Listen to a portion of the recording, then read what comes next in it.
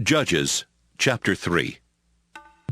And the Lord had another reason for letting these enemies stay. The Israelites needed to learn how to fight in war just as their ancestors had done. Each new generation would have to learn by fighting the Philistines and their 5 rulers, as well as the Canaanites, the Sidonians, and the Hivites that lived in the Lebanon mountains from Mount Baal Hermon to Hamath Pass. Moses had told the Israelites what the Lord had commanded them to do, and now the Lord was using these nations to find out if Israel would obey. But they refused. And it was because of the Canaanites, Hittites, Amorites, Perizzites, Hivites, and Jebusites who lived all around them.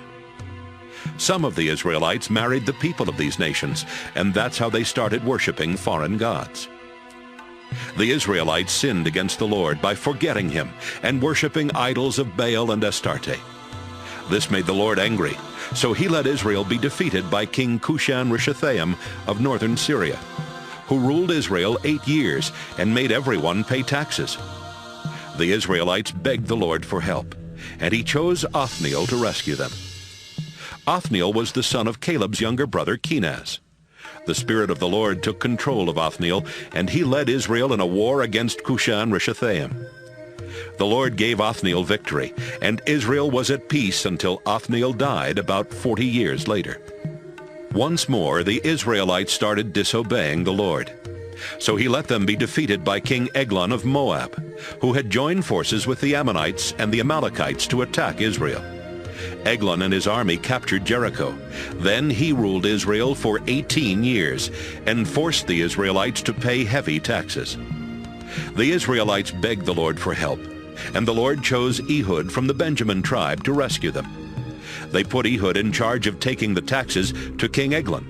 But before Ehud went, he made a double-edged dagger. Ehud was left-handed, so he strapped the dagger to his right thigh, where it would be hidden under his robes. Ehud and some other Israelites took the taxes to Eglon, who was a very fat man. As soon as they gave the taxes to Eglon, Ehud said it was time to go home. Ehud went with the other Israelites as far as the statues at Gilgal. Then he turned back and went upstairs to the cool room where Eglon had his throne. Ehud said, "Your Majesty, I need to talk with you in private." Eglon replied, "Don't say anything yet." His officials left the room, and Eglon stood up as Ehud came closer. "Yes," Ehud said, "I have a message for you from God." Ehud pulled out the dagger with his left hand and shoved it so far into Eglon's stomach that even the handle was buried in his fat. Ehud left the dagger there. Then, after closing and locking the doors to the room, he climbed through a window onto the porch and left. When the king's officials came back and saw that the doors were locked, they said, "The king is probably inside relieving himself." They stood there waiting until they felt foolish, but Eglon never opened the doors. Finally, they unlocked the doors and found King Eglon lying dead on the floor. But by that time, Ehud had already escaped past the statues.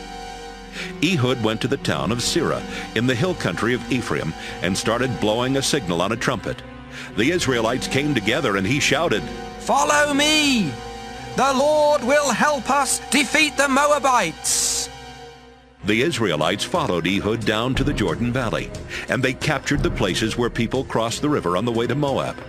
They would not let anyone go across, and before the fighting was over, they killed about 10,000 Moabite warriors. Not one escaped alive.